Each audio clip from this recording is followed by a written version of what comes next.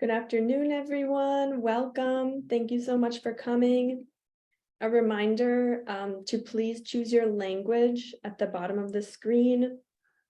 You could listen in English or in Spanish, and you will find that under the interpretation tab at the bottom of your Zoom screen. We're going to wait a couple more minutes to let folks jump on, and then we'll get started.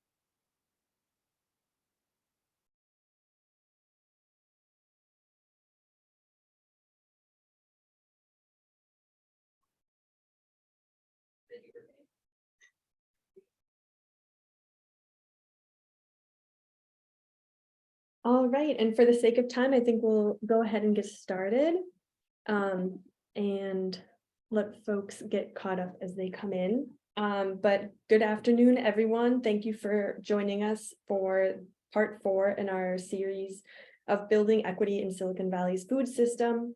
Part 4 is called Community-Led Approaches to Food Work.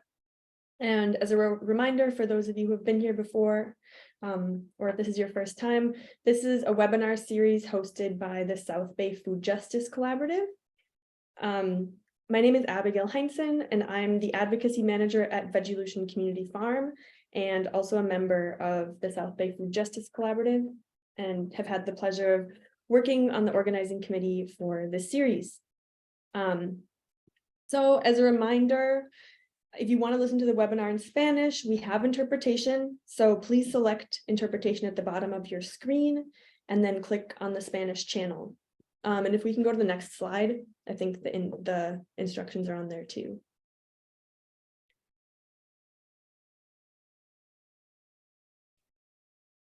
Great, thank you. And then if you're having any issues with the interpretation, please put it in the chat and someone from our team will assist you with the issues. So we're grateful that Maria is here interpreting for us. And thank you, Maria, for being here today. So we are on Zoom. A reminder that if you can please keep yourself muted, except if we're doing the Q&A section, and you can use the chat for any questions and comments.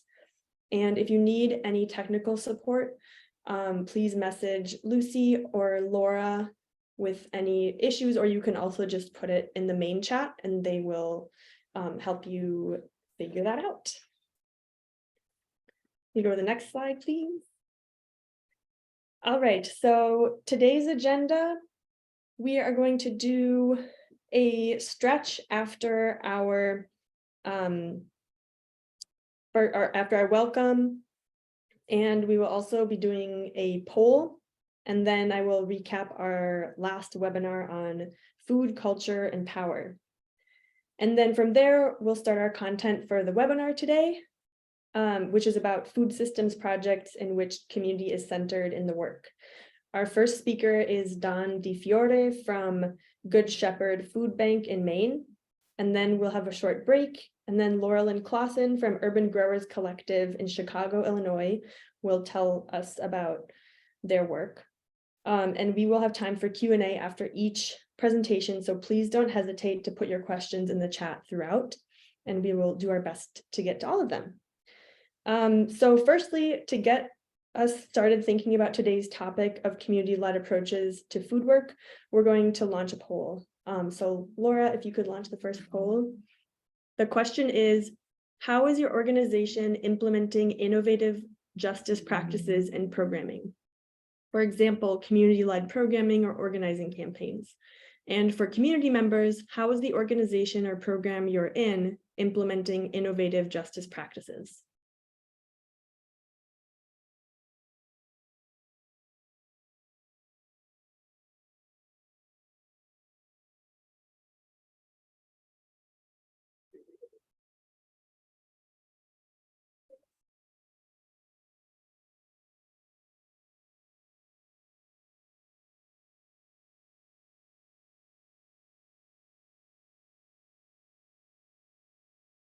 So I'm seeing a pretty round majority that folks aren't necessarily doing them yet, but that they would like to.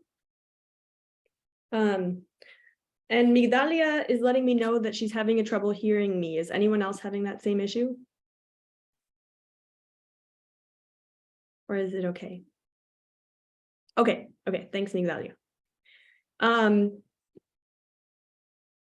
Yeah, so it's looking like a majority, or about half of folks don't feel like there's innovative justice practices happening at your organizations or in your programming, but that you'd like to do it. And then pretty even split between either planning it, implementing it, or using it. So hopefully today you can get some ideas of how you might move on to those other stages of community-led programming, organizing campaigns, or other justice practices in programming. All right, so with that, I'm going to hand it over to Joe for our time-honored stretch. Good afternoon, everybody. Nice to see you. I'm Joe. I'm with the Santa Clara County Public Health Department, and this is our favorite time of the afternoon where we need to all take a break and do a stretch. So we're going to do our famous coconut stretch. Y'all ready? I can feel it. I can feel you're ready. Okay. Deep breath in, out. Okay, let's do our C. Big C. Oh my goodness. How are we doing? Oh, can you feel that? Yes, you can even wiggle your fingers. Wiggle your fingers. Okay, awesome. Let's do our big. Oh, get your shoulder blades back for that. That feels good. All right, we're going the other side. We're going to do a C, another C, because we got to even out. Can't have one side, the C, without the other side. Oh, I am rolling my wrists, people. That's what I'm doing. Getting all the kinks out. All right, okay. We're going to go back in the middle to another O. Another O. This tells you how well you slept last night if you got some kinks going on, huh? All righty, and then we're gonna go down, touch our toes to our N. We'll be back. Touch your toes, people, all the way down. Can you feel that? Can you feel that stretching all the way? Stretch your back out, all the way down, toes. All righty, let's come back up. Arms out wide. Let's do our U. Big old U. Yes. Feels awesome. Okay, and then last but not least, our T. Stretch it out. Stretch it out. Wiggle your fingers, roll your wrists if you want to. You know, let's shake it up. Let's even do a little bit of shoulder rolls. Back. And let's do a couple forward. All right, we are limber. We are ready. Got some blood moving a little bit. Fantastic. I'm going to hand it right back to Abigail, and then we're going to hear our speaker. Thank you. Thank you, Joe.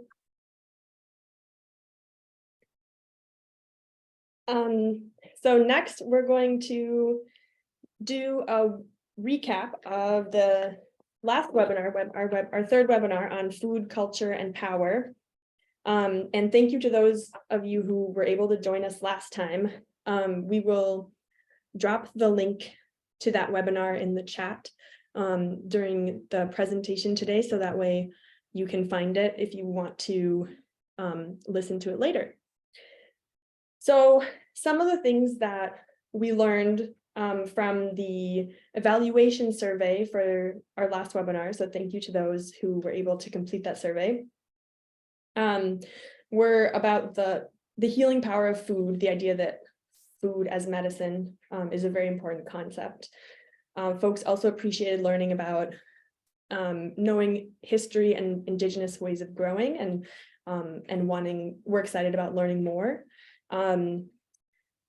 Many really took away the idea that controlling seeds controls people, the importance of sharing food as a cultural practice, the thought that soil has memory, and that food unites us. And then as far as the action that folks were thinking of taking based on the information learned last time, we heard that someone wanted to learn more about seeds and food systems. Someone was going to join a CSA and choose heirloom seed varieties. Someone else wanted to start a garden. And finally, someone wanted to find community organizations to collaborate with on the issue of food sovereignty. So these are all amazing actions that you can take to redistribute the way that food and power and culture interact with each other. So next, I'm going to turn it over to Dawn Bifiore, and she is the Director of Community Partnerships at Good Shepherd Food Bank of Maine. Dawn, we want to thank you so much for joining us today, and we're looking forward to learning more about the work you do at Good Shepherd Food Bank. And don't forget to put your questions in the chat throughout her presentation, so that way we can get to them at the end. I'll pass it over to Dawn. Thank you, Abigail. Thanks for having me here. I am happy to be here this afternoon. And good afternoon, everybody. Let me start by sharing my screen. Bear with me here. All righty.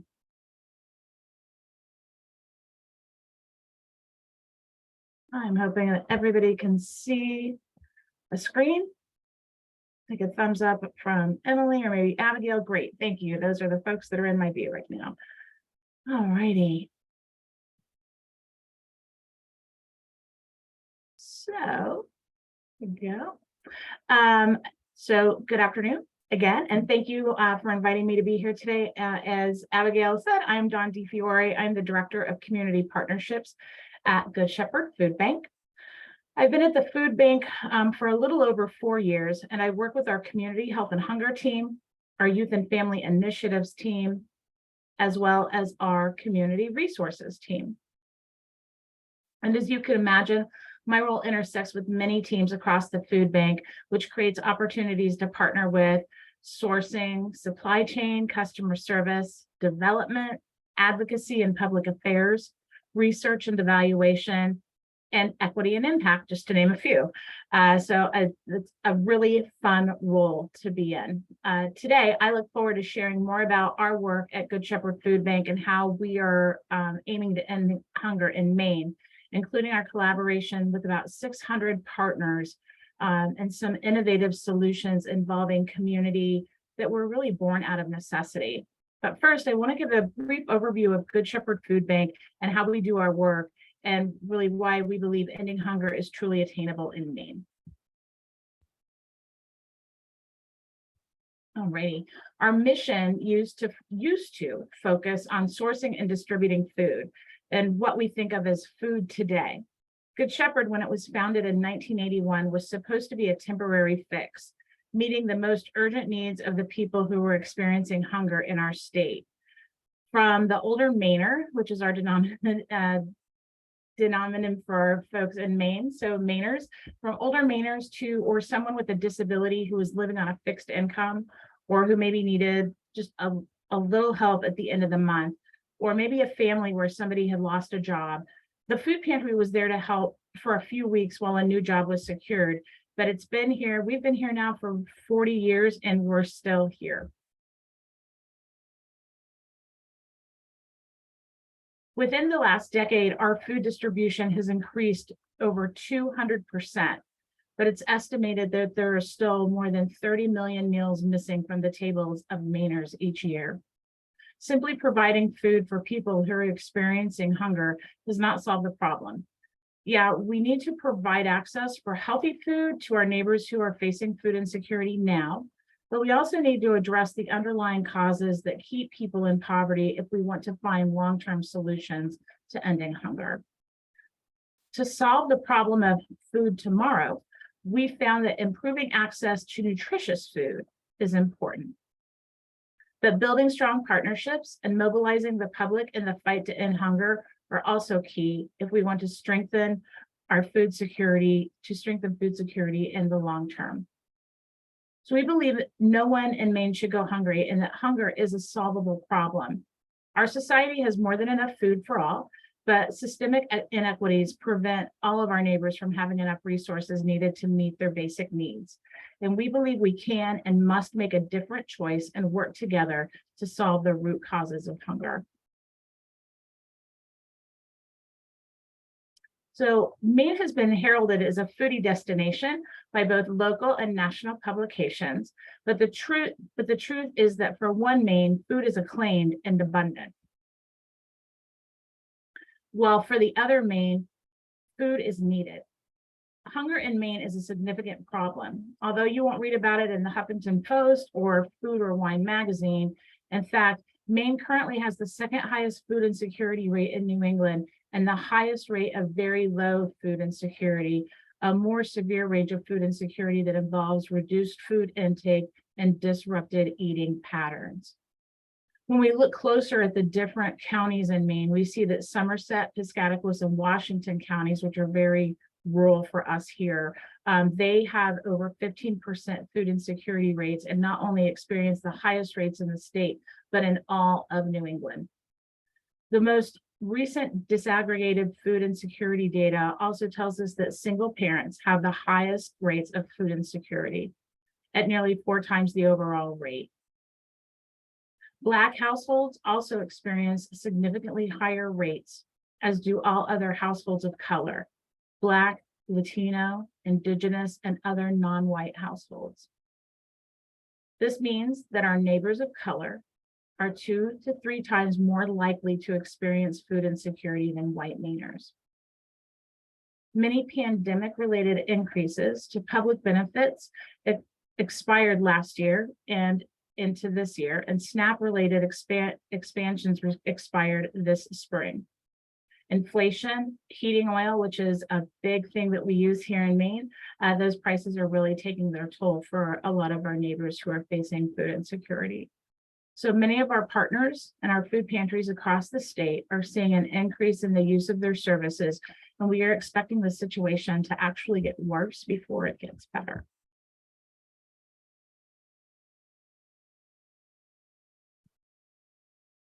So the problem is significant, and we're not going to food bank our way out of it. As mentioned earlier, food security is not about food. It's about poverty. And we acknowledge the role that hunger plays in perpetuating poverty because of the stress it places on families and because of how it contributes to poor health and educational outcomes. Therefore, ending hunger today is the first step to alleviating poverty and strengthening food security in the long term, which is why we decided to create a plan that by 2025, all food insecure Mainers will have access to the nutritious food they need when and where they need it. In doing so, we will help stabilize the lives of people we serve, reduce the impact of hunger in our state, and make Maine a stronger, more resilient place to work and live. So what does that mean exactly? It means closing Maine's meal gap, which is the annual number of statewide meals missing from households after accounting for food purchase with individual resources or access through the federal safety net. This is the 30 million meals missing from the plate of Mainers each year that I mentioned earlier. And it also means building the community partnerships necessary to ensure we are reaching people in the most accessible way possible, including at community-based food pantries, meal sites, healthcare centers, senior programs, and schools, from Head Starts all the way through university.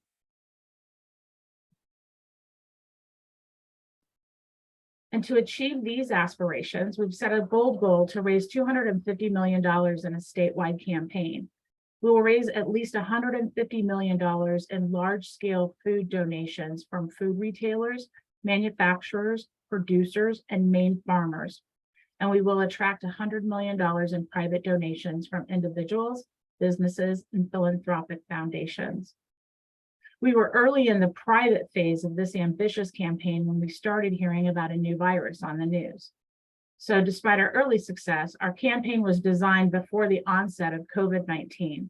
I probably don't have to tell you how much the pandemic drastically changed the landscape for us and for you. For us, it was a magnifying glass that really highlighted the problem of food insecurity and the significant disparities among households across racial, geographic, and other demographic lines. Disparities that existed prior to the pandemic, but were really brought to light because of the pandemic. Treating the symptoms of hunger is critical, but we need deeper solutions that drive down the root of the problem if we really want to end hunger. So in addition to providing more meals, the Campaign to End Hunger in Maine commits to developing new partnerships and innovative models for community food access and advocating for public policy that improves food access for families, seniors, children, and all individuals. In addition, the campaign strategically invests in the capacity of existing community partners through direct grants. And lastly, to end hunger in Maine, we must include those most impacted and elevate their voices in our planning and our decision-making. We acknowledge the food bank cannot achieve its mission alone, and we rely on the experience and expertise of the many community partners to do our work. We must listen to understand the diverse experiences and needs of Mainers at risk of hunger. And we must invest in and work alongside our partners and neighbors to create equitable access to nutritious and culturally relevant food. This is not a slide, but I do need to pause and take a drink for a moment. Wonderful, thank you. All righty. So how do we meet the need that spans a 35,000 square mile service area? For people living in the less populated areas of Maine, accessing the nutritious food we all need to thrive can be difficult. We needed a distribution strategy to serve the two Maines. Some of the investments we've made over the past few years include growing our supply chain, including a 32,000 square foot distribution center in Hampton, which is central Maine for us, and allows for a more efficient, effective, and equitable distribution of food to central, northern, and down east Maine. Adding positions to our food sourcing team that allowed us to broaden the nutritional quality, quantity, and cultural relevance of food distributed. We are now able to find foods like cornmeal flour, red palm oil, and halal meats available at many of our partners. The expanded sourcing team is also helping to maximize retail food donation opportunities, both within Good Shepherd and among its nearly 600 partners. We significantly increased our direct funding to our partners through capacity building grants and provided additional funding specifically to organizations led by and working with communities of color. One award recipient, Fish River Rural Health in Aroostook County, was able to use the funds to distribute nutritious food to patients in their 3 locations. Through the funds they received, they were able to purchase equipment such as a glass front refrigerator and open shelves, increase nutrition literacy for patients, and train staff to integrate additional chronic disease management tools into their interactions with food insecure patients.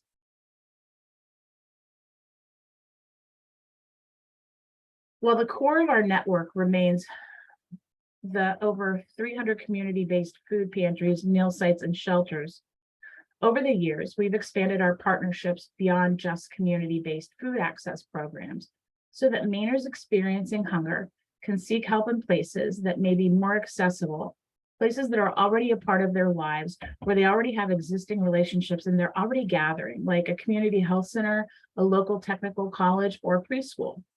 With our youth and families program, children and families can now find support in a variety of places, including at-school based pantries, Head Starts, after-school programs, and summer meal sites.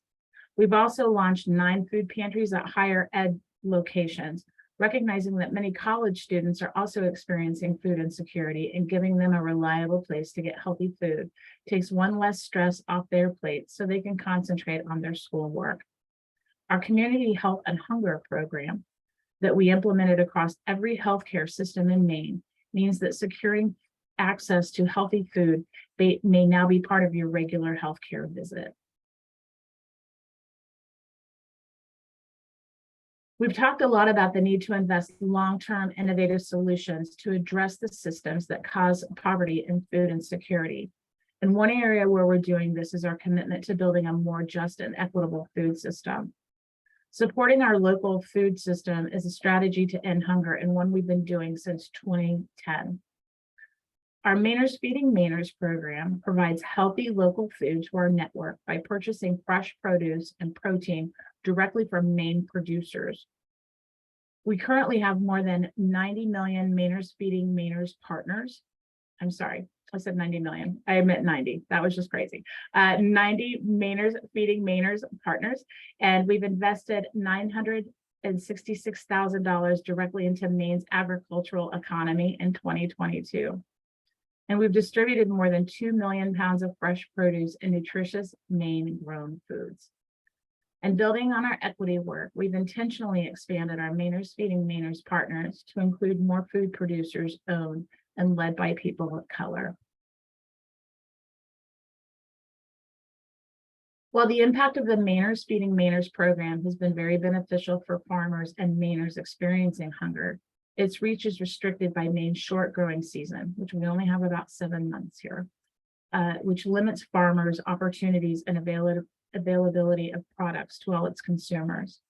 However, Maine lacked an appropriately scaled vegetable processing facility that could extend the shelf life of locally grown produce. These factors currently limit opportunities for farmers to really scale their businesses beyond the fresh market and limit local product availability to all consumers, which is why Good Shepherd Food Bank has invested the capital necessary to launch Harvesting Good.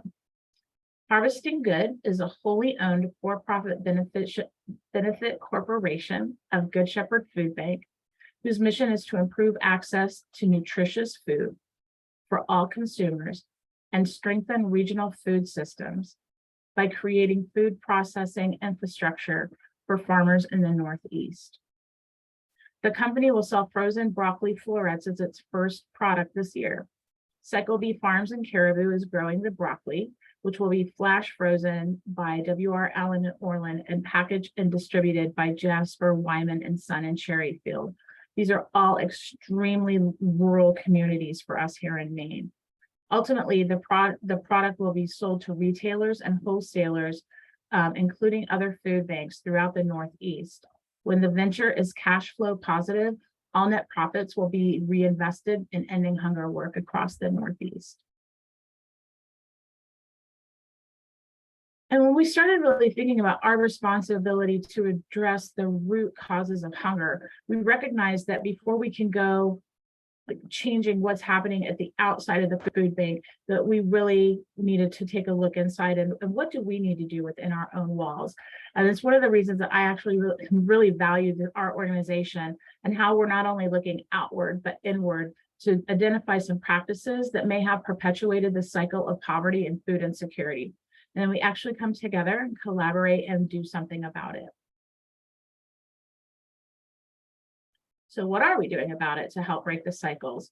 One thing we did was to amend our compensation philosophy. It has evolved as we have, and now aims to match or beat compensation in comparable job markets for all positions, appropriately rewarding performance and tenure within the food bank while maintaining equity across comparable positions. In times of constrained resources, Priority will be given to maintaining competitive and livable wages across the lowest pay grades. We also increased our internal minimum wage, including beating markets for our distribution center jobs. We reconsidered practices like higher education requirements and background checks to promote equity. We expanded benefits, including paid time off, health, retirement, and other employee assistance programs. And we've begun training and education efforts across our staff so that we all understand the impact of systemic inequity and how it impacts our lives and our work.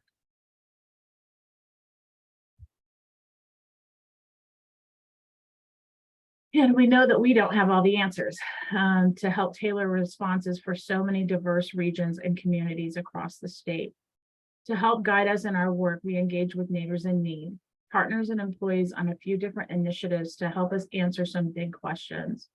And the questions are, how can we better collaborate with community programs, supporting families experiencing food insecurity who are not yet connected to our current network?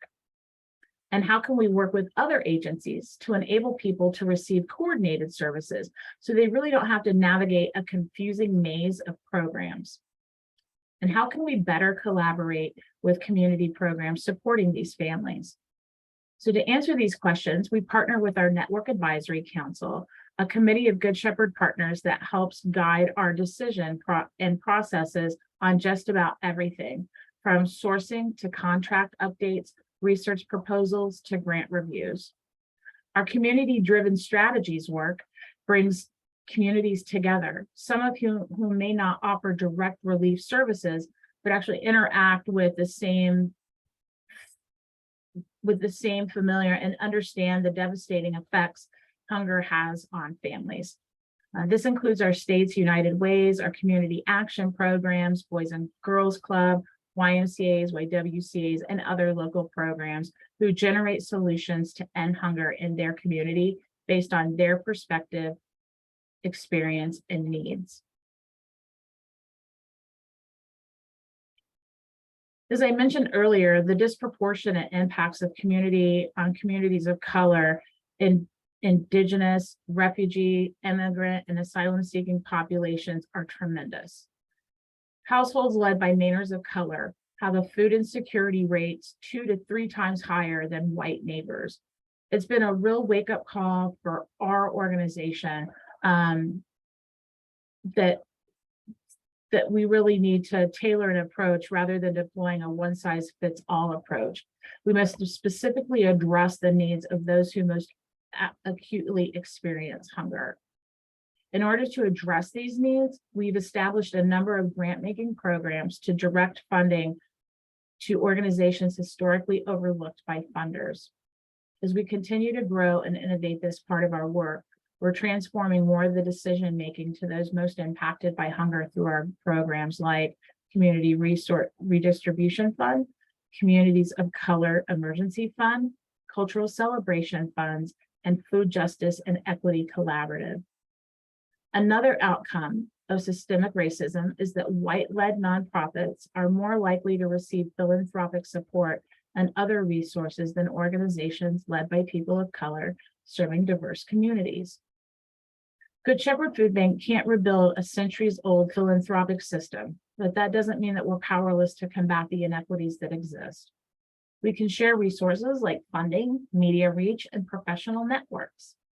We need to leverage the trust we've built with our donors and ask them to complement the support of Good Shepherd Food Bank with additional financial support or volunteer time to the agencies serving and led by people of color in their communities.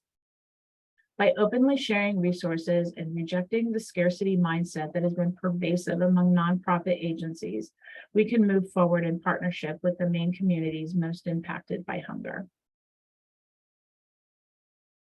Our advocacy work is another strategy that not only affects food insecurity today, but also issues that contribute to strengthening food insecurity in the long term. And this work must be informed by people with lived and living experience, recognizing that they are the experts. So in 2022, the Food Bank created an advocacy advisory council that is divided evenly between people with living experience of food insecurity, staff and members from Good Shepherd's Board of Directors and other community-based organizations working to alleviate poverty. So we take 33%, and it's really broken down into thirds. It's a third of folks who are have experience with lived or living experience, and a third who are either a board or they're a staff member of Good Shepherd Food Bank, and a third of community-based organizations who are working to alleviate poverty. So this work really helps in building our advocacy agendas to address the root causes of hunger, and then created in collaboration by an equal partnership of people who really work to address issues that not only affect food insecurity today, but also issues that contribute to strengthening food security in the long term and must be informed by those living the issues. And lastly, we are investing in our research capability. There is little to no real-time data on food insecurity and no regularly collected, disaggregated data. So we must have the data that we need to understand how food insecurity affects different communities, as well as to monitor the progress of our work and make sure that we have the impact that we've intended. That was a lot of talking. I want to thank everybody so much for listening. I would love to hear from all of you and answer any questions that you have. And thank you so much for your patience. I appreciate it.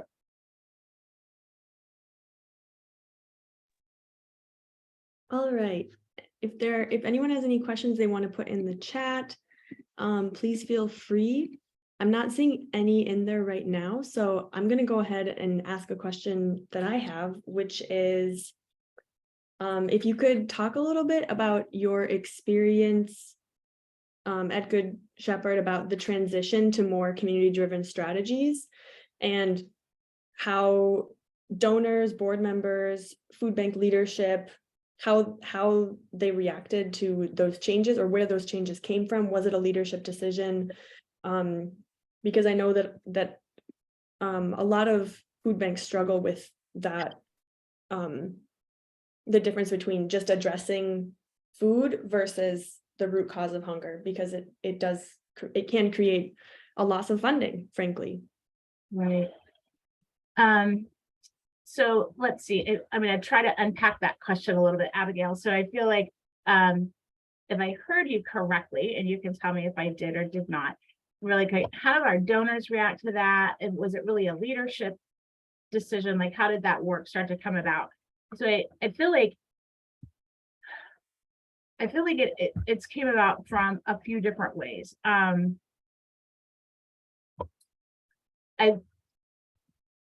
feel most of it was really a necessity. It was born of necessity from what had happened during the pandemic, because we just had these inequities really magnified for us. And knowing that a majority of the folks on this call are from the West Coast, I can share with you, I used to live in Arizona, spent a lot of time in California. When I moved to Maine, I was really surprised at how white our state was.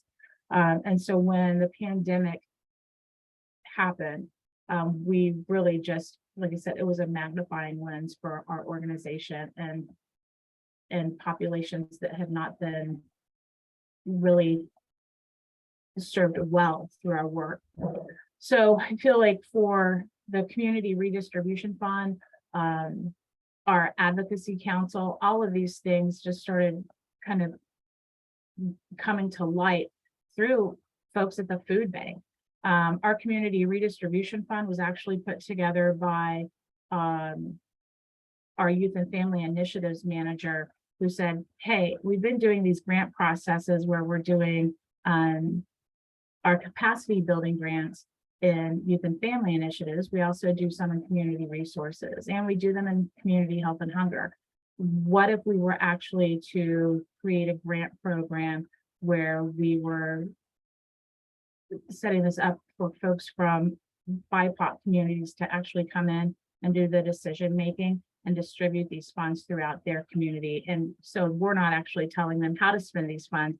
They're the ones, and we really are ceding the power. So I feel like for Good Shepherd Food Bank, a majority of these ideas have come from internal staff. And then leadership has been really open to trying these things, and it's really just a direction that we've decided to move together and move forward together. Does that answer the question, Abigail? Yeah, I think so. Thank you. Um, We've got another question in the chat, which is, did your organization have an overall strategic plan for the various ways that you center, engage with, and defer to communities experiencing food insecurity? That's a great question. So our strategic plan, we are right in the middle of a refresh right now, and it is really exciting work for us. We had a strategic plan that we had implemented, I believe, in 2015, 2016, and it had went out over like a 10-year horizon. So we had refreshed it about 3 or 4 years in. And then we had came out on the other side of the pandemic and said, oh my gosh, we are getting ready to come to the end. And so how do we move beyond what our strategic plan currently is and move that work forward? So what we're really doing with this particular strategic plan is we said, we don't want to just sit and make it and have it be our board and Good Shepherd Food Bank. How do we do this so that we're really inclusive? And what we found out, to be really inclusive, it takes a lot of time. And you really have to ask yourself, are these the people that you really want to hear about? Is this how you're going to shape your work? And for us, the answer was a big, loud yes, it really is. So what we ended up having happen, because we were surprised at how long it was going to take us, but we were committed to saying, you know what, here's the deal. We'd rather do it right and do it well and slow down and take the time to do this project. So our president actually sought input from all teams at the food bank to help create a bridge plan. This bridge plan will take us about 18 months until we start to have our strategic plan formalized and put into place, so that we have the opportunity to hear from folks who have lived experience. We're inviting our entire network to come in if they want to participate in these strategic plan meetings. We are inviting our board of directors. We are inviting donors that work with the food bank. So it's really, when we talk about being inclusive, it's very inclusive. And then of course, folks that work at the food bank themselves. And you can pick on how much you want to collaborate. Or how much you want to be involved. And so I think it's a very exciting time. It's very different than any other strategic planning process I've been a part of. So I feel like from where we were just a few years ago to where we're at today, it's completely changed. And I think that all of the stuff that we're talking about today and more will be part of that strategic plan moving forward. That's awesome. And then another question is, how have you transitioned to create and maintain an advocacy advisory board that is more client and community centered? How have you gotten all stakeholders on board? So we found that advocacy is really integral to what we're trying to accomplish at the food bank, because food insecurity truly isn't just about food, it's about poverty itself. And so if we want to start to move the needle on those things, on poverty, which there's so many needles that you could actually start to move, how do you do that? And we realized that we really were not the experts to talk about that. Of course, there are people at the food bank who have lived experience, but really going out and talking to folks that have that lived and living experience to work with our advocacy staff. And so through that, we've done a few initiatives and just what we're doing for advocacy. So right now we're taking folks up to our state house a few times a year so that they get comfortable with that process and understand what it's like to testify. They get what's happening on the legislative floor, which is really exciting, and start to educate folks that way. We have another program at the food bank. It's called the Building Advocates Leadership Program. And that is where we work with folks with lived experience and they have the opportunity to come in and learn how to advocate, and then they can testify and work with the food bank in order to help kind of raise their voices and do that in a safe environment for them. And that is a great opportunity for us. And then our advocacy council is just, we're just inviting people, and we're doing that through, there's an open call on our website, like if you want to come in and apply to actually be a part of that work. So I think that we're just taking a few different approaches to bringing advocacy more to the forefront of our work. I hope that answers the question. Somebody in the audience can be like, yeah, you did, or you kind of went off the track.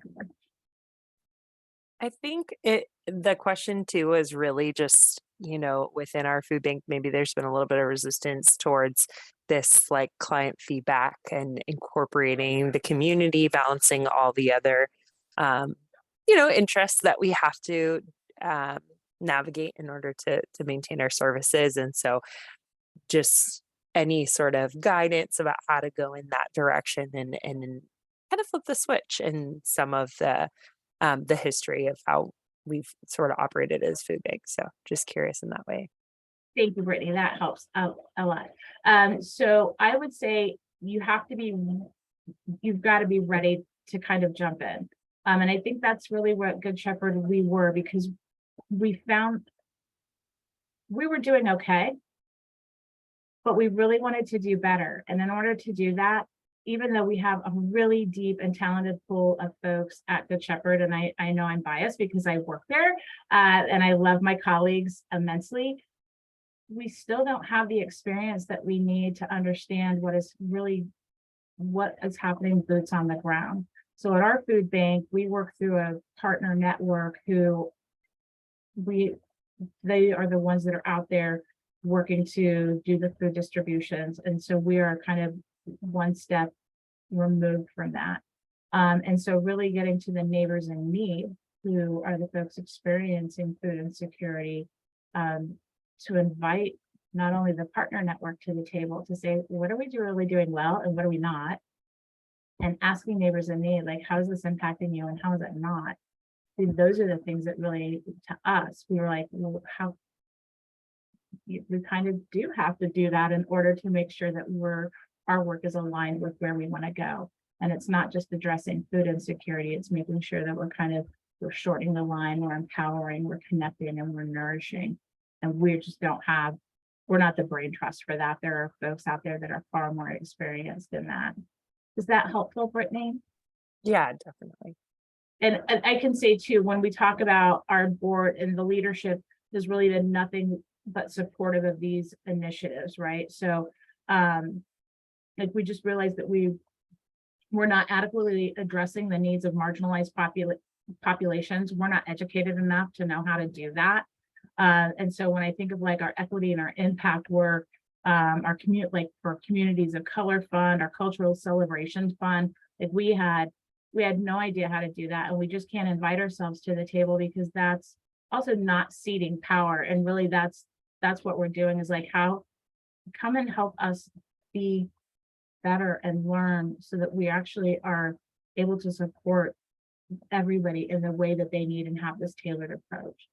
And it's scary. I'm not going to say like, oh, when we first did it, we were like, but it can be a little scary because you don't know the feedback that you're going to get, but I guarantee you'll be better for it.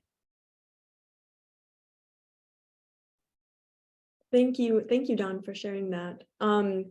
So I do want to be mindful of time, and I think we're going to move along to our next presentation. There is one more question in the chat, Dawn. I was wondering if you might be willing to answer it in the chat. That would be great. From Michelle. And it's pretty similar to what we've been talking about. So I think Brittany and I might have been writing our questions at the same time.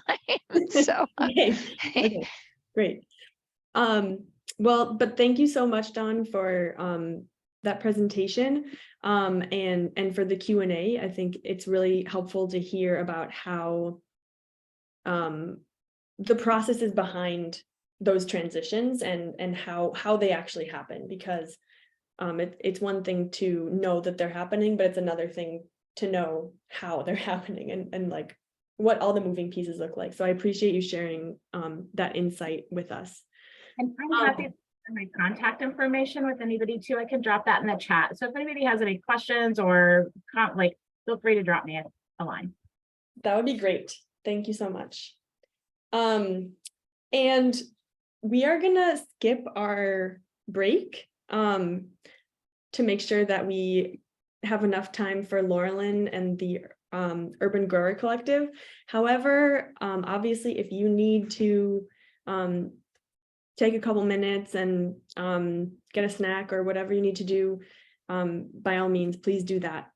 But we're just gonna keep on going, if that's all right with everybody. So our next speaker is going to be Laurelyn Clausen, and Laurelyn is the Director of Operations at Urban Growers Collective, which is based in Chicago, Illinois. So I'm really excited to hear about the great work they're doing in Chicago, and I'm just going to pass it straight over to Laurelyn to get started.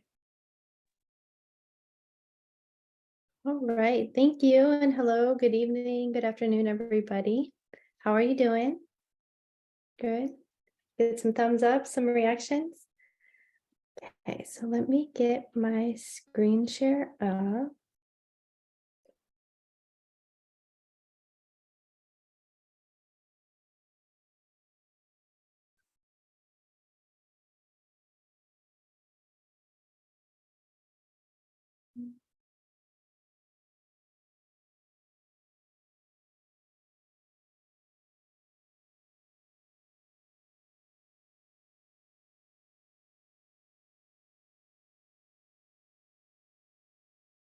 Which of course is taking longer now. So this is your built-in break. Okay, can everyone see that? Great, thank you. Well, first, thank you again to the organizing team for inviting me out here today to speak on behalf of Urban Growers Collective, and thank you to our translator, Maria, for making this more accessible to everyone as well. I am the Director of Operations for Urban Growers Collective. We are a Black and women-led nonprofit farm in Chicago, Illinois, working to build a more just and equitable local food system. So we were established in the fall of 2017 by our co-CEOs, Erica Allen, Laurel Sims, myself, and my co-director, Malcolm Evans. He's the Director of Farming. We are founded and really informed by our work together and the teaching and legacy of Will Allen and Growing Power. So we learned through the Growing Power method and ways from his work in Milwaukee, and it all operated the Chicago office until that organization closed in 2017. And we continued working together to form Urban Growers Collective. So our team currently cultivates 8 urban farms on 11 acres of land, predominantly located in Chicago's South Side. Chicago is the traditional and unceded lands of the Council of the Three Fires, so the Ojibwa, Odabe, and Potawatomi nations. And you'll hear me reference the South Side and the West Side pretty often throughout the presentations as I'm sharing our different sites and programs. And here in Chicago, those are communities that have been historically disinvested in due to systemic racism and experience high degrees of food apartheid. It's a little geographical setting for those of you who haven't visited before. So at Urban Growers Collective, our vision is we aim to address the inequities and structural racism that exist in the food system using urban agriculture as our tool and method for this work. And our mission is that rooted in growing food, we cultivate nourishing environments which support health, economic development, healing, and creativity through urban agriculture. So those 4 pillars really inform all of our programming and our placemaking through our farms. Again, we're focused on health, economic development, healing, and creativity. And our work is grounded in our theory of change. So when we first reformed as Urban Growers Collective, we spent time identifying and putting together our strategic plan. And this is the theory of change, the outcome of that work that really guides all of our partnerships, our programming, our placemaking, and our farm sites. We have, you can see, maybe I'll read through a few of these because my apologies if slides were translated somewhere else. I did not get these to the team early. So some of our short-term outcomes that we are looking to achieve are to heal and grow individuals through building knowledge and awareness of healthy foods and urban agriculture and food systems, increasing access to safe and healing spaces, improving social emotional learning skills and mindsets, improving job readiness and employment skills, increased access to entrepreneurial and economic opportunities, increased access to healthy foods, and increased engagement, cohesion, and social capital. And then for some of the midterm and longer outcomes and impacts that we're looking to achieve, we're looking to transform community spaces and improve safety and quality of life, to improve the community health, well-being, and economic vitality. So how do we do all that? I am first going to introduce you to our farm sites. The farm sites are really the core of the spaces that we're able to facilitate our programming, and our farm team is the center of all of the work that we do. We farm primarily on the south and west sides of Chicago's, and a lot of our land partnerships are with the Chicago Park District and the Chicago Housing Authority. The Chicago Housing Authority manages all of the public housing communities within Chicago, for context. We very much enjoy partnering with the Chicago Park District because we recognize that park districts are land that is held in perpetuity for the benefit and enjoyment of Chicagoans. So as we're creating these spaces within communities and really becoming kind of anchor institution or anchor organization or partner, we want to ensure that the land that we're developing for urban agriculture isn't slated for any future development, so that we don't have to worry about moving. We don't have to worry about that sort of like disruptive transition that can happen often, especially as we begin to beautify spaces and land maybe perceived as more valuable around it. So Park District has been a long-term partner of ours for many of our sites, and same with Chicago Housing Authority. So in 2022, we grew 150 varieties of crops and harvested over 15,000 pounds of produce across our sites. Our main site here is our South Chicago farm. This farm we activated in 2015. This is a 7-acre site here that you can see, partnership with the Park District, and it's part of a full 14-acre food and fitness park. So it's one of the first of its kind, I think, in the nation that's a park specifically focused around food and fitness. We manage the food side here. I'm not sure if can you see my cursor on the presentation? Okay, I see some nods. Yeah. Thank you. So this area here is our production farm. We grow in hoop houses. We have more hoop houses than this now. I think we have 7. We have another one we built out here. We have our goats and animal husbandry that the youth who work at this site learn and participate and help to manage. We have back here an orchard with fruit trees and blackberries and a few demo beehives. In this area, this is our apprenticeship farm. It formerly was an incubator farm, but we've revised our incubator program into an apprenticeship that I will share more details about in just a bit. And then this you'll see is our main processing space. On the other side of the fence here, we have a large community garden where 60 plus gardeners have 10 by 10 plots that they can grow for their family.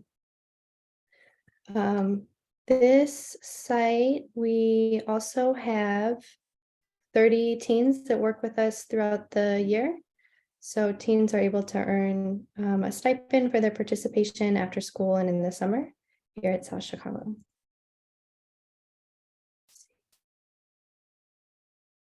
Our next farm that I'll share is the Grant Park Farm. So this farm was established in 2005. It is right downtown, so you can see the buildings in the background, and across from Buckingham Fountain, which is one of our primary tourist destinations here in Chicago. It's designed annually by Erica Allen, one of our co-founders and co-CEO, and she really combines her background in fine arts and farming to create this beautiful palette and design of edible landscaping. So you can see here that the beds are in like a spiral pattern, and I think this was a really important project in Chicago to shift kind of public policy around how we use our public lands as well, because in one space we have really beautiful landscaping that is also contributing to food security and economic development within our city. At this site, we have 45 teens that work with us in the summer. So they come out and learn all aspects of the hands-on farming. We do workshops around food justice, culinary workshops, college and career readiness, a lot of harvesting. You can see that's one of the favorite activities. But it's really such a beautiful space where teens from across the city all come. And they feel belonging downtown, which often can be not accessible to young people within our city. And they're really viewed as leaders within this space. So I think another thing about Grant Park is that since we're in such a highly trafficked area, it's, Chicago's front door, if you see here. There are people from all across the world that come and can generally recognize something within the garden from home. So it makes for really beautiful interactions between the teens and visitors to our city. This is our Roosevelt Square farm. This farm was established in 2011, and this is also a youth-led farm. So the teens help to plan in the spring everything that they want to grow on the site. Throughout the summer, we do a farm stand where they're harvesting and then selling produce right outside their farm in the community. And I'm so sorry, did that just, I'm back. Is my screen share back on? Okay. So this site, there's 30 teens that work with us year round here, and they help to plan the space, do a farm stand, and do outreach and engagement within the community. This site is our EduCare farm. It is in partnership with a early Head Start preschool here in Chicago. There are 150 preschoolers that all come through the farm as part of their learning throughout the week. So each classroom has a bed that they steward, and then we manage the shared learning space and provide activities and workshops for their visit to the farm. We have our Algal Gardens Pollinator Farm. This farm is in partnership with the Chicago Housing Authority in Algal Gardens, which is on the far south side of Chicago. And it's currently set up as an apiary and pollinator farm. So we grow a lot of native plants and flowers. You'll see here on the right, that's Malcolm Evans, co-director, and he's the director of farming. And on the left is Beatrice Kamau. She was a former incubator farmer of ours and has recently transitioned out of the program because she purchased her own farm. So we're very excited for her as well. This is a photo from our Jackson Park Community Farm. So this is also a community garden where we have 25 community gardeners who can sign up for a plot for the year and they grow for their family. Within the community garden, we do different workshops and events and have a garden ambassador program as well that's representatives of the community garden who then help to plan events for community building amongst garden members. Here I have a few photos of our Reverend Dr. Martin Luther King Jr. Healing and Resilience Garden. This garden started in this space, it was a vacant lot. It was activated in 2019 as part of a Grounds for Peace program that we were a part of. This was an initiative of the mayor's where we were charged to activate 50 underutilized lots as a violence intervention strategy and program. We were partnered with Ready Chicago and social service agencies within the city that helped to provide the cognitive behavioral therapy, workforce preparedness for the participants, and we were a workforce placement to then activate these lots as a pathway to community, more community control and transparency around the process to, activate city-owned property. City of Chicago is the largest landowner within our city, so there are a lot of vacant lots that we would like to see transformed. So currently, this is now a community garden. We are partnered with the University of Chicago Medicine on this program, their C4P program. The C4P program is designed to care for the whole person by addressing a wide range of social needs and barriers. So patients in the C4P program, they receive care from one doctor within the medical system, and then they're also given access to a community health worker and community-based arts and culture programming. So we serve as part of the arts and culture programming in this garden space. And the community garden board helps to set the priorities for the year, the planning, the events that they would like to do. And it really is a wonderful and just like socially engaging.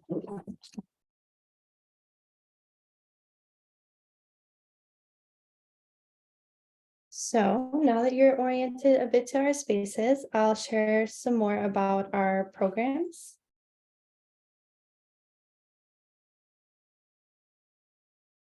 Our programs are under, let me back up, the food access, job training, and education. So under food access, we run the Fresh Moves Mobile Market. This is a retrofitted vehicle that brings mobile shopping experience to partner sites at community anchor sites. So we partner with schools, health centers, community organizations, and make a once-a-week stop at those different partner locations. You can see a picture of the Fresh Moves bus there in the corner, and it's basically a grocery store on wheels. So it has produce from our farms. It also has produce from local wholesalers so that we can keep a diverse variety of produce year round. And it is a market pathway for farmers in our incubator program or in our apprenticeship programs and partner businesses. This bus makes about 12 to 15 stops a week throughout the city. We also run farm stand during the growing season. So we have a farm stand at our South Chicago farm and at our Roosevelt Square farm. We have a collective supported agriculture program where shareholders can receive weekly shares of our harvests and also partner harvests. So we have another former incubator farmer who his name's Terrence Flynn. He grows microgreens and other lettuces and sprouts. And so he's one of our partners who is part of our collective supported agriculture. And then partnerships with restaurants and cooperatives. I do see, do you mind if I see a question in the chat about the Fresh Moves Market. Is it okay if I answer now or? Okay, I got a thumbs up, thank you. There's a question in the chat about if the mobile market charges for produce or if it's available at no cost or reduced cost. We do charge for produce, but it is at a very reduced cost. So everyone who comes on the bus has a $10 Fresh Moves voucher. So there's immediately a $10 that customers can use or activate whether or not they have additional resources to spend. We offer a linked double matching value program. So for every dollar up to $50, we can match another $50 in produce for customers who are shopping on the bus. And then the prices themselves are accessible pricing. We do believe in that kind of commerce and that market charge because that's what creates the pathway for additional market opportunities for incubator farmers and other farmers who are commercially farming within the city or collar counties. So we have kind of two prongs, I would say, to our food access. One would be the emergency food response. The other is really creating those pathways for economic development. Some of our impact numbers for 2022 is, thank you, I see that, Michelle. We served over 37,000 community members across our food access programming. So through Fresh Moves, through our farm stand, through our CSAs, and you can see the value of food that has been donated to. The produce boxes are something that we began distributing at the kind of height of the pandemic onset. So when COVID first was impacting us in our communities, we were able to very quickly respond and activate with our collective partners to distribute food to those who are most vulnerable in our community. So that produce box distribution has still continued through the umbrella of our food access programming.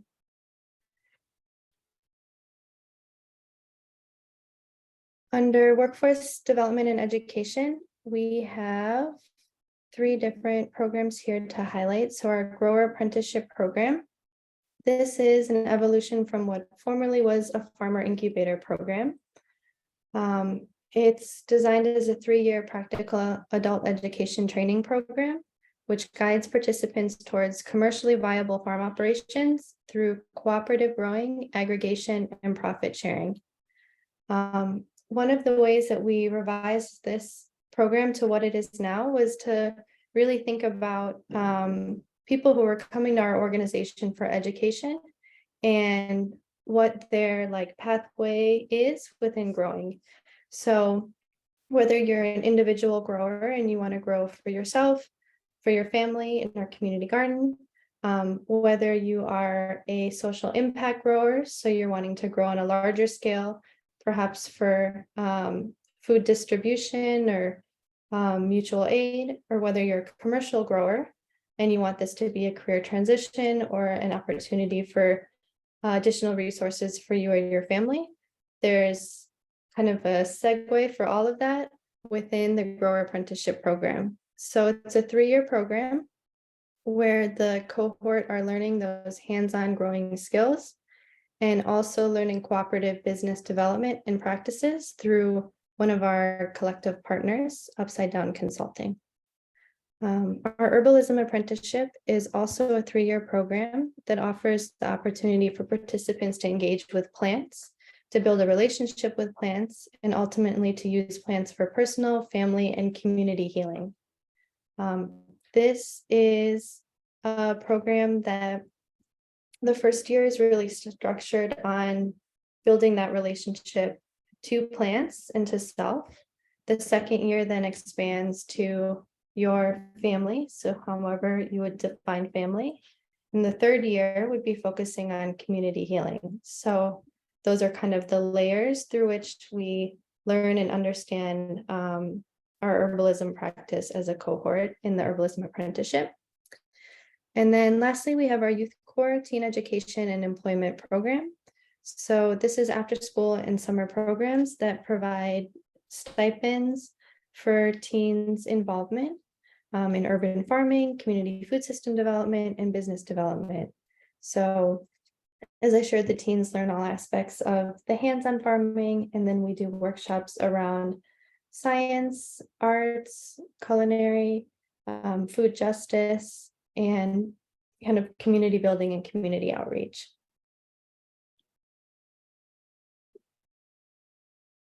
In 2022, we had 30 new growers educated through our apprenticeship programs.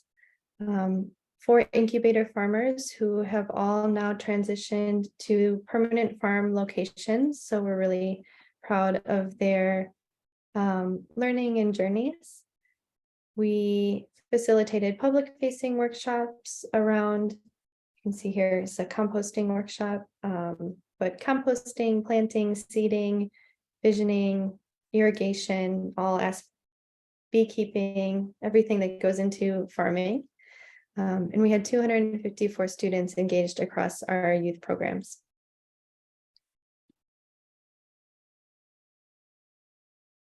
And for community engagement, we have volunteer programs, so drop-in volunteer programs, returning volunteer programs for those who've come before, and then recurring and specialized learning opportunities too for volunteers who can commit to longer periods of time and really can deepen their learning and impact within the farm as well. We run an internship program, so helping to create learning plans aligned with individual intern goals and experience. Our spring internship is starting in 2 weeks, so we're excited for our interns to come this spring. We'll have a spring, a summer, and a fall cohort, and this is really a multi-generational internship program too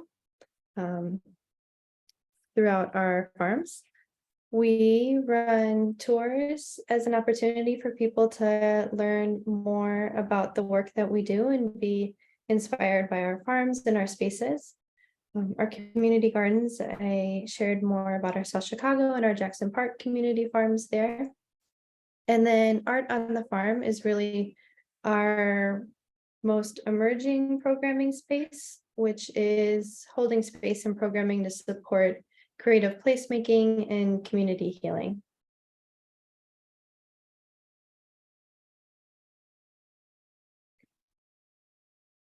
And some of our impact numbers here around our community gardeners, tour participants, and volunteers. I see a question in the chat around the apprenticeship and incubator programs. The question says, who is eligible for the apprenticeship and incubator programs?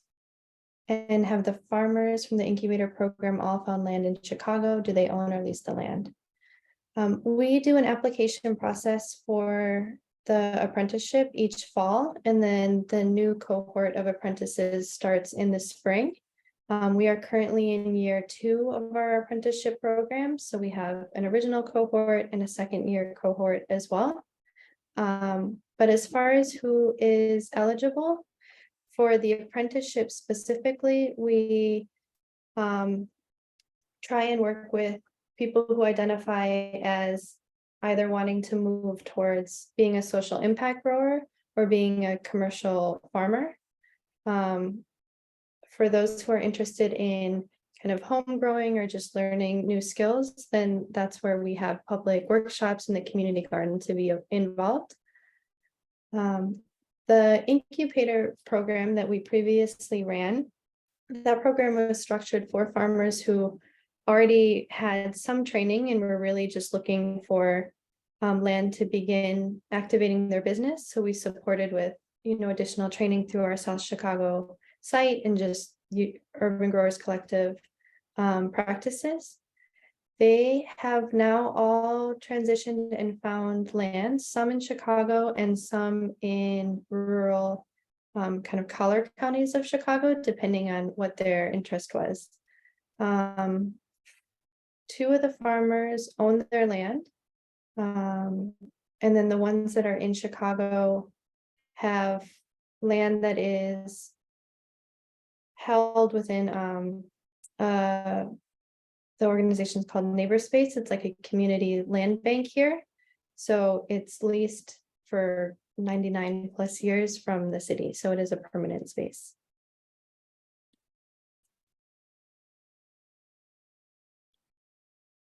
And then beyond our farms and our programs, some of our ecosystem visibility and influence is outlined here. So we convene and participate in conversations to lead the future of urban agriculture in Chicago.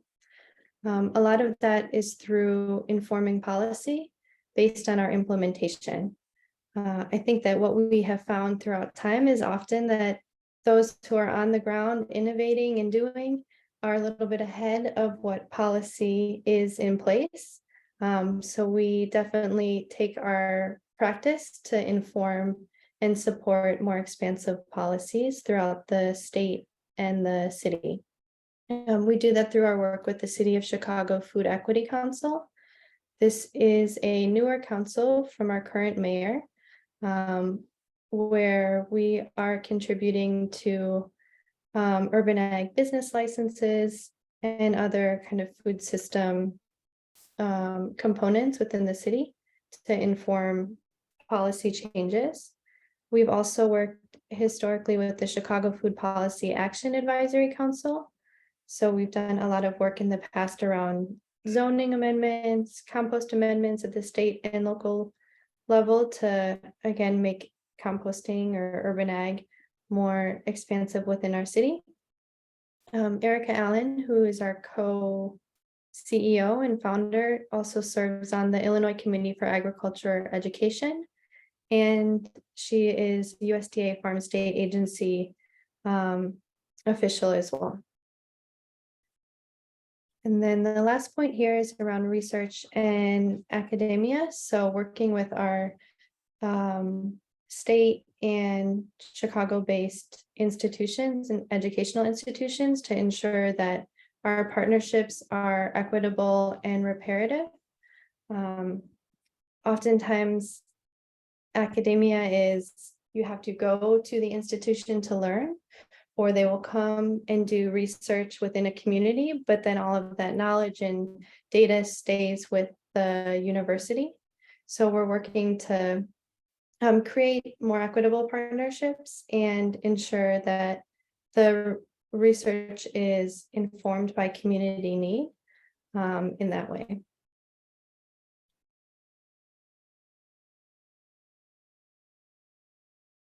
And then when we think of our collective, we think about how we are supporting community cohesion and social capital through our partnerships. One of those partnerships that we have is Use Chicago Medicine. So that's on that garden that I shared where patients are coming for additional social support. Shy Fresh Kitchens helps to prepare all of the prepared meals that we distributed through the Fresh Moves bus and through our emergency food distributions during the height of the pandemic as well. Shy Fresh Kitchens is a cooperative business here in Chicago that was founded by formerly incarcerated Black women. And so Shy Fresh Kitchens purchase a lot of produce from us. They do prepared meals, and we collaborate quite often in that way. Stone Temple Missionary Baptist Church is the historic church in Chicago's West Side. And we're partnered with that church to help support them as a community base to come learn from on the West Side, since most of our work is located in the South Side of Chicago. And then convening with other thought leaders as well. So the Community Food Navigator Project is a hub for knowledge in our community. And it's designed by those who grow food and really centers Black and Indigenous growers. It's a space for growers to connect, to collaborate, to share information and resources. And I think I heard Dawn share just the importance of data and how data is used and held. So this is something that we know that we are in control of. So we hold that data as well as we're building together as a community. And then board leadership, our board is really all active collective members too. So all of our board members are part of other organizations that we work and partner with here in Chicago. So in that way, we're kind of working towards an aligned vision and an aligned strategy within our organizations.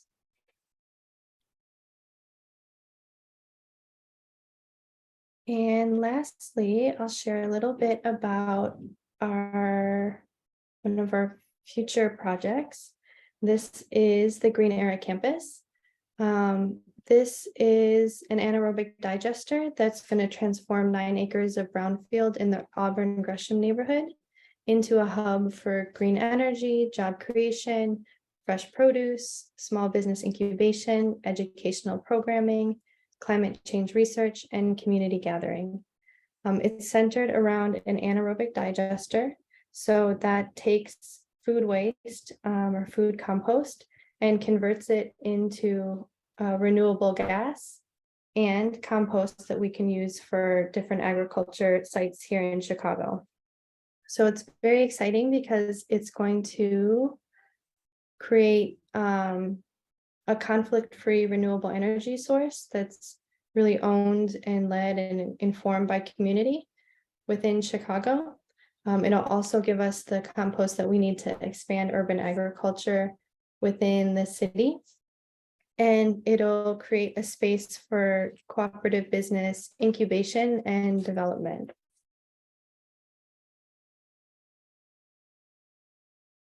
This is the only community-based energy project of its kind. We're really excited about this future. The anaerobic digester building itself is complete, and we're in the final stages of permitting to activate the anaerobic digester. Then as an organization, Urban Growers Collective, we are about to launch our capital campaign to fundraise for the Community Education Center that will become our kind of hub and home base for future programming and learning. Okay, so if you'd like to learn more or connect with us, here's all of our information, social media, websites, and general contacts. I think I will stop sharing there and see if there are any other questions. Thank you so much. I'm gonna do a couple of closing announcements in case anyone has to hop off right at 4:30. But then if you're willing to stay around for a couple minutes, Laurelyn, if there are any questions, I think that would be great. Yeah, no problem. Okay, so we just wanted to make sure that we got the word out about, so this is our final online webinar for the series. We're gonna have one more convening, and it's actually going to be in person, which is great. So we're going to meet at the Stanford Educational Farm, and it's going to be on May 16th. I want to emphasize that it's May 16th and not May 18th because we had it wrong on one of our flyers. So Tuesday, May 16th, it will be from 10 a.m. to 2 p.m. If you can't come for the whole time, that's fine. But we do need you to register so that way we know how much food to get. So the registration deadline is May 5th. Joe or Laura will be putting that in the chat, the registration link. And yes, it's in person. So that's going to be on May 16th at the Stanford Educational Farm. We'll have a tour, we will have a reflection, and then just a chance to celebrate this series and also connect more with each other. And then I think Joe mentioned it earlier, but the South Bay Food Justice Collaborative is going to be hosting a networking session as part of a environmental and climate justice conference at Santa Clara University. So this is going to be on Friday, April 28th from 3:15 to 4:30 p.m. and it's in person. So we've also put that link in the chat if you want to register for that event. We're going to have a great session with Andy Sobrepeña from Farming Hope and Elias Berbari from Fresh Proach. And then lastly, please do fill out our evaluation survey. This is a really important way that we can collect feedback and make sure that if we host these things in the future that they're interesting to you, and it also allows us to show that this kind of series is useful and necessary, and that we want to keep being able to offer things like this. So please do fill out the evaluation. It's really, really important for us. Even though I know they're not always the most fun things to fill out, it's very helpful for us. And then with that, we would love to offer some time for questions for Laurelyn. If anyone would like to ask anything about Urban Growers Collective.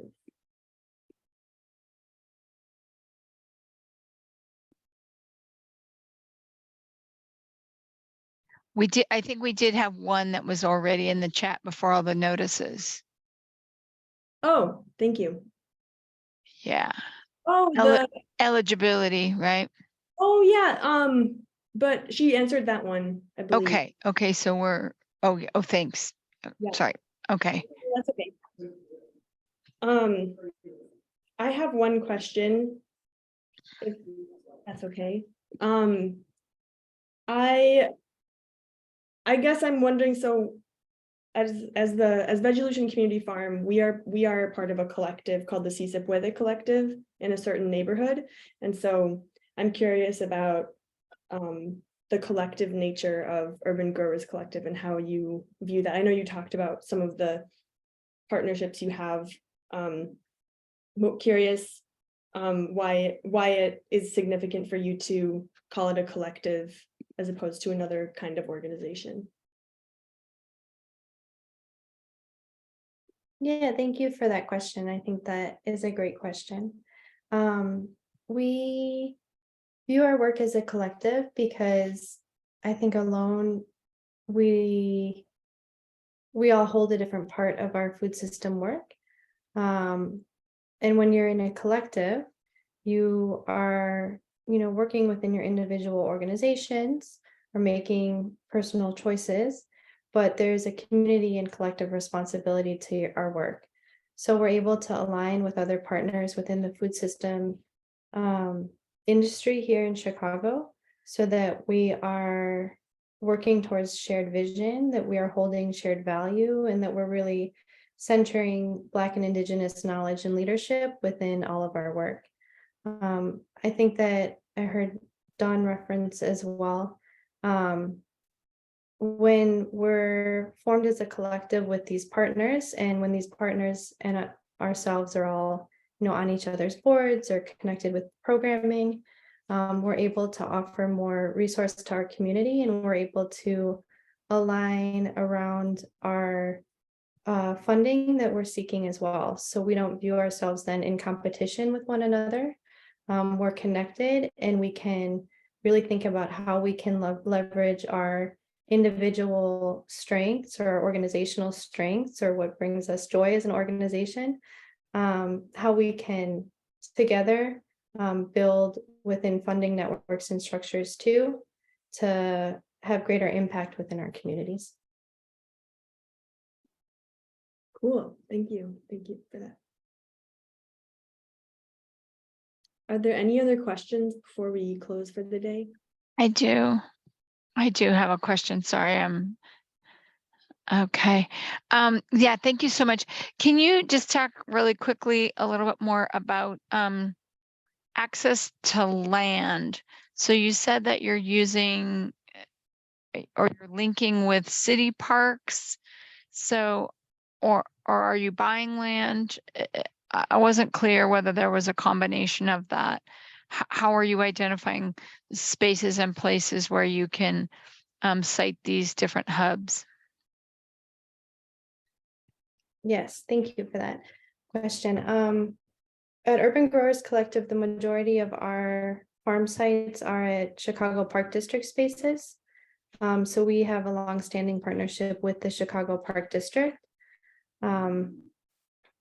Because then that park or that farm that we've activated becomes really a community hub and learning center, and we know that it won't be developed or sold down the line.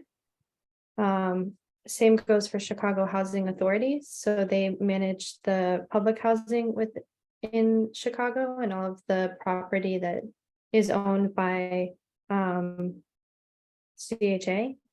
And so we have 2 farms that are on CHA land where we do education and job training and stipends for teens that live within the community. How we are identifying new land is also part of our collective partnership as well. So we work with a conservation fund that helps to connect farmers to primarily land in like collar counties of Chicago. So that's how a few of our incubators have purchased land outside of Chicago. One of our collective partners here in Chicago is Grow Greater Englewood. They're building a land trust in Englewood that is specific for urban agriculture and urban ag development and economic opportunity. That's city-owned land, but since it's held within a land trust, it's a long-term lease to Grow Greater Englewood and Neighbors Space, which is another collective partner that does land trust work within the city of Chicago. So we're working to be the hub for education and for learning, and then to help to identify the long-term locations that either incubator farmer graduates or future apprenticeship cohort members could continue and form their cooperative business around and have that land to grow in. That work is also part of the Mayor's Food Equity Council, because what we have found is that although there are a lot of vacant lots and they are owned by the city of Chicago, there's a very long and not transparent process to be able to activate them for community visions. So we are have gone through that process for one of our farms, and from that have learned and are informing future policy development so that it will be more accessible to people in the future. Thank you. Mhm.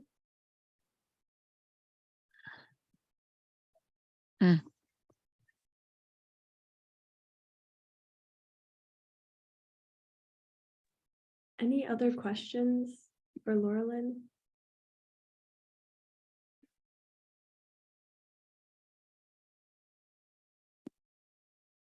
Not, thank you, everybody. I'll put Thank our you. website in the chat as well. And please reach out if you are ever in Chicago or are planning a visit. Yes, thank you so much to Laurelyn and also to Dawn for presenting today and for sharing about the work you're doing. It's really great. And we are really honored to be able to share this space with you today. Thank you. Good evening, everybody. Bye-bye.